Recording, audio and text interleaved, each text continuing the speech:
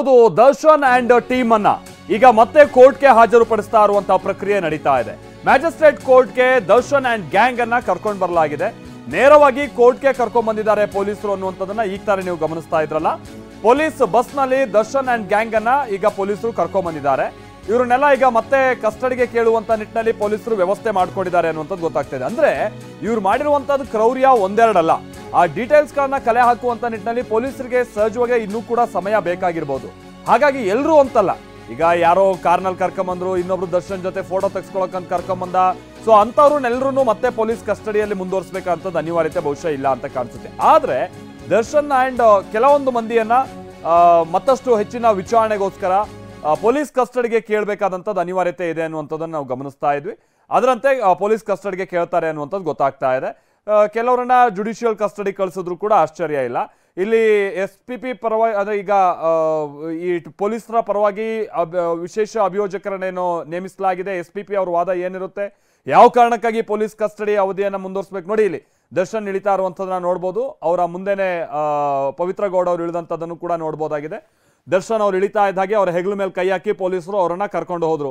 So ಬೇರೆ ಬೇರೆ ಈ ಪ್ರಕರಣದಲ್ಲಿರುವಂಥ ಅಕ್ಯೂಸ್ಡ್ಗಳನ್ನ ಹೇಗೆ ಹೆಗಲು ಮೇಲೆ ಕೈ ಹಾಕಿ ಕಾಲರ್ ಹಿಡ್ಕೊಂಡು ಕರ್ಕೊಂಡು ಹೋಗ್ತಿದಾರೋ, ಅದೇ ರೀತಿಯಾಗಿನೇ ದರ್ಶನ್ನ ಹೆಗಲು ಮೇಲೂ ಕೂಡ ಕೈ ಹಾಕಿ ಪೊಲೀಸರು ಕರ್ಕೊಂಡು ಹೋದ್ರು. ಇಂಥದ್ದೊಂದು ಸ್ಥಿತಿಯಲ್ಲಿ ಈಗ ದರ್ಶನ್ ಅಂಡ್ ಟೀಮ್ ಇರುವಂಥದ್ದು. ಅದಾದ ನಂತರ ಬಗೆದಷ್ಟು ಕೆಲ ಮಾಹಿತಿಗಳು ಈ ವಿಚಾರವಾಗಿ ಪೊಲೀಸರಿಗೆ ಲಭ್ಯ ಆಗ್ತಾ ಇದೆ. ಈ ಕಾರಣಕ್ಕಾಗಿ ಇನ್ ಡಿಟೇಲ್ ಆಗಿ ತನಿಖೆ ನಡೆಸಬೇಕಾದಂಥದ್ದು ಅನಿವಾರ್ಯತೆ ಇದೆ. SPP ಆಗಿ ಪ್ರಸನ್ನ ಕುಮಾರ್ ಅವರನ್ನ ನೇಮಕ ಮಾಡಲಾಗಿದೆ. ಸದ್ಯ ಕೋರ್ಟ್ ಹಾಲ್ಗೆ ಪ್ರಸನ್ನ ಕುಮಾರ್ ಕೂಡ ಆಗಮಿಸಿದ್ದಾರೆ. ಸ್ಪೆಷಲ್ ಪ್ರಾಸಿಕ್ಯೂಟರ್ ಕೋರ್ಟ್ ಹಾಲ್ನಲ್ಲಿ ಪವಿತ್ರ ಗೌಡ ಕಣ್ಣೀರ್ ಹಾಕ್ತಾ ಇದ್ದಾರೆ ಅನ್ನೋದನ್ನ ಕೇಳ್ಪಟ್ವಿ. ನೀವು ಅಲ್ಲಿ ಇಳಿತನೂ ಕೂಡ ಪಾಪ ಅವರು ತಮ್ಮ ಬಟ್ಟೆಯಲ್ಲಿ ಅಂದ್ರೆ ತಮ್ಮ ವೇಲನ್ನ ಅವರು ಮುಖಕ್ಕೆ ಮುಚ್ಕೊಂಡಿದ್ರು. ಒಂದ್ ರೀತಿ ಅತ್ತಂತ ರೀತಿಯಾಗೆ ಕಂಡು ಬರ್ತಾ ಇತ್ತು.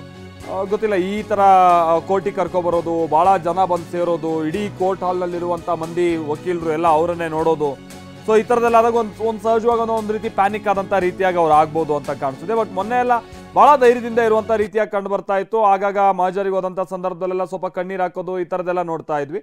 ಬಟ್ ಇವತ್ತು ಹಂಗಲ್ಲ, ಕೋರ್ಟ್ ಆವರಣಕ್ಕೆ ಬರ್ತಾ ಇದ್ದ ಹಾಗೇನೆ ಅವರು ತಮ್ಮ ಮುಖ ಮುಚ್ಕೊಳ್ಳುವಂಥ ಪ್ರಯತ್ನ ಮಾಡ್ತಾ ಇದ್ರು. ಕೋರ್ಟ್ ಹಾಲ್ನಲ್ಲಿ ಕಣ್ಣೀರು ಹಾಕ್ತಾ ಇದ್ದಾರೆ. ಇನ್ಫ್ಯಾಕ್ಟ್ ಈಗ ನೋಡಿ, ಇಲ್ಲಿ ದರ್ಶನ್ ಅವರು ಇಳಿದಂಥದ್ದನ್ನ ನೋಡಬಹುದು.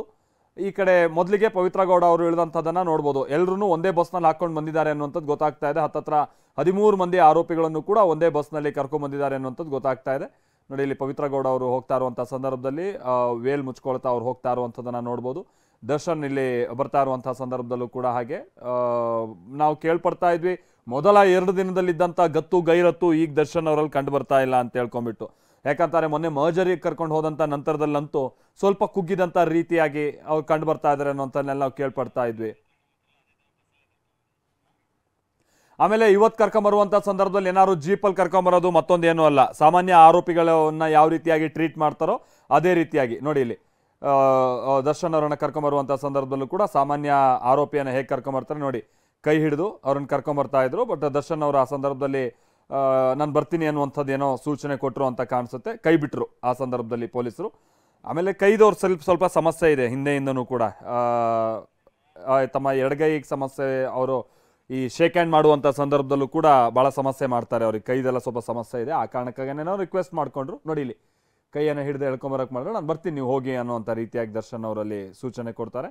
ಅದಾದ ನಂತರಲ್ಲಿ ಅವರನ್ನು ಯಥಾ ಪ್ರಕಾರವಾಗಿ ಕರ್ಕೊಂಬಂದ್ರು. ಬಟ್ ಇಳಿತಾ ಇದ್ದ ಹಾಗೇನೆ ಅವರ ಹೆಗಲ ಮೇಲೆ ಕೈ ಹಾಕಿ ಮತ್ತು ಅವರನ್ನು ಕೋರ್ಟ್ ಹಾಲ್ಗೆ ಕರ್ಕೊಂಡು ಹೋಗುವಂಥದ್ದನ್ನು ನಾವಿಲ್ಲಿ ನೋಡಿದ್ವಿ. ನೋಡಿ, ಇಲ್ಲಿ ಸಾಮಾನ್ಯ ಕೈದಿಯನ್ನು ಯಾವ ರೀತಿಯಾಗಿ ಕರ್ಕೊಂಬರ್ತಾರೆ ಅಥವಾ ಸಾಮಾನ್ಯ ಆರೋಪಿಗಳನ್ನು ಯಾವ ರೀತಿಯಾಗಿ ಕರ್ಕೊಂಬರ್ತಾರೆ, ಅದೇ ರೀತಿಯಾಗಿ ಇಲ್ಲಿ ದರ್ಶನ್ ಅವರನ್ನು ಕರ್ಕೊಂಬಂದಂಥದ್ದನ್ನು ನಾವು ನೋಡಬಹುದಾಗಿದೆ. ನೋಡಿ, ಇಲ್ಲಿ ಸೊ ಹೆಗಲ ಮೇಲೆ ಕೈ ಹಾಕಿ ಅವರನ್ನು ಹಾಗೆ ಕೋರ್ಟ್ನ ಹಾಲ್ಗೆ ಕರ್ಕೊಂಡು ಹೋದರು. ಪವಿತ್ರ ಗೌಡ ಅವರಿಗಾಗಿ ಒಂದು ಹೆಚ್ಚಿನ ಮಹಿಳಾ ಸಿಬ್ಬಂದಿಯನ್ನು ಕೂಡ ಅಲ್ಲಿ ನಿಯೋಜನೆ ಮಾಡಲಾಗಿತ್ತು. ಅದನ್ನು ಹೊರತುಪಡಿಸಿದರೆ ಈಗ ದರ್ಶನ್ ಅವರನ್ನು ಕೋರ್ಟ್ಗೆ ಕರ್ಕೊಂಡು ಹೋಗ್ತಾ ಇರುವಂಥದ್ದನ್ನು ನೀವು ಇಲ್ಲಿ ನೋಡಬಹುದಾಗಿದೆ. ಸೊ ಅವರ ಕೈಯನ್ನು ಹಿಂದ್ಗಡೆಯಿಂದ ಪೊಲೀಸರು ಲಾಕ್ ಮಾಡೇ ಇಟ್ಕೊಂಡಿದ್ರು ಈ ಟೈಮ್ನಲ್ಲೂ ಕೂಡ. ಅಗೈನ್ ನಾನು ಹೇಳಿದಾಗೆ ಸಾಮಾನ್ಯ ಆರೋಪಿಗಳನ್ನು ಹೇಗೆ ಕರ್ಕೊಂಡ್ಬರ್ತಾರೆ ಅದೇ ರೀತಿಯಾದಂಥ ಟ್ರೀಟ್ಮೆಂಟ್ ಈಗ ಸದ್ಯ ದರ್ಶನಿಗೆ ಸಿಗ್ತಾ ಇರುವಂಥದ್ದು. ಗೊತ್ತಿಲ್ಲ, ಜೈಲಿನ ಒಳಗೆ ಭಾಳ ಬಿರಿಯಾನಿ ವ್ಯವಸ್ಥೆ ಮಾಡ್ತಾ ಇದ್ದಾರೆ, ಸಿಗರೇಟ್ ವ್ಯವಸ್ಥೆ ಮಾಡ್ತಾ ಇದ್ದಾರೆ, ಈ ಥರದ್ದೆಲ್ಲ ಒಂದಷ್ಟು ಮಾತುಗಳು ಕೇಳಿಬರ್ತಾ ಇದ್ದಿತ್ತು. ಬಟ್ ಅದೇನೇ ಇದ್ರು ಕೋರ್ಟಿಗೆ ಕರ್ಕೊಂಬರುವಂಥ ಸಂದರ್ಭದಲ್ಲಂತೂ ಕೂಡ ಏನು ಭಾಳ ವಿಶೇಷವಾಗಿ ಅವರನ್ನು ಕನ್ಸಿಡರ್ ಮಾಡ್ತಾ ಇರುವಂಥದ್ದು ರೀತಿಯಾಗಿ ಇಲ್ಲೇನು ಕಂಡು ಬರ್ತಾ ಇಲ್ಲ. ಇದು 2ನೇ ಬಾರಿಗೆ ಅವರೀಗ ಮತ್ತೆ ಕೋರ್ಟಿಗೆ ಬರ್ತಾ ಇರುವಂಥದ್ದು. ಮೊನ್ನೆ ಅವರ ಅರೆಸ್ಟ್ ಆದಂಥ 24 ಗಂಟೆ ಒಳಗಾಗಿ ಕೋರ್ಟ್ಗೆ ಹಾಜರುಪಡಿಸಬೇಕಂತ ಅನಿವಾರ್ಯತೆ ಇತ್ತು. ಅದರಂತೆ 6 ದಿನಗಳ ಕಾಲ ಪೊಲೀಸ್ ಕಸ್ಟಡಿಗೆ ಕೊಡಲಾಗಿತ್ತು. ಇನ್ನೂ 5 ದಿವಸ, ಇನ್ನೂ 1 ದಿವಸ ಬಾಕಿ ಇದೆ. ಬಟ್ ನಾಳೆ ಭಾನುವಾರ ಆಗಿರುವಂಥ ಕಾರಣಕ್ಕಾಗಿ ಸಹಜವಾಗಿ ಕೋರ್ಟ್ ರಜೆ ಇರುತ್ತೆ. ಮತ್ತೆ ನ್ಯಾಯಾಧೀಶರು ಮನೆಗೆ ಕರ್ಕೊಂಡು ಹೋಗೋದು, ಅಲ್ಲಿ ಅವ್ರನ್ನ ಪ್ರೊಡ್ಯೂಸ್ ಮಾಡೋಕ್ಕೆ ಪ್ರಯತ್ನ ಪಡೋದು, ಅಲ್ಲಿ ಮತ್ತೆ ಒಂದಷ್ಟು ಗೊಂದಲಗಳಾಗುತ್ತೆ.